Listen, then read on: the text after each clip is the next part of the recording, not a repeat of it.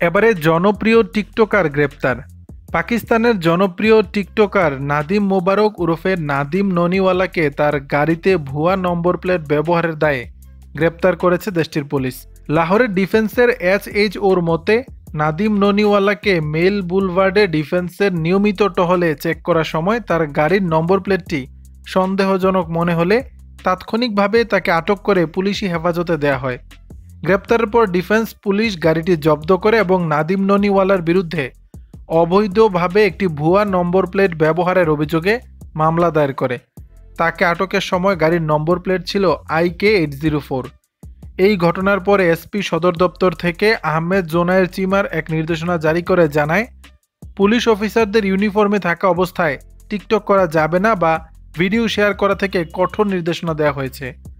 নতুন নির্দেশনা অনুযায়ী কোনো পুলিশ অফিসার বা কর্মকর্তা ডিউটিরত অবস্থায় টিকটক কার্যক্রমে জড়িত প্রমাণিত হলে তার বিরুদ্ধে বিভাগীয় ব্যবস্থা গ্রহণ করা হবে। এছাড়া টিকটক কার্যক্রমে পুলিশ বিভাগের ভাবমূর্তি ক্ষুণ্ণ করলে তাতে কোনো ছাড় দেওয়া হবে না। দর্শক, বিষয়টি নিয়ে আপনাদের মতামত জানাবেন নিচের কমেন্ট বক্সে।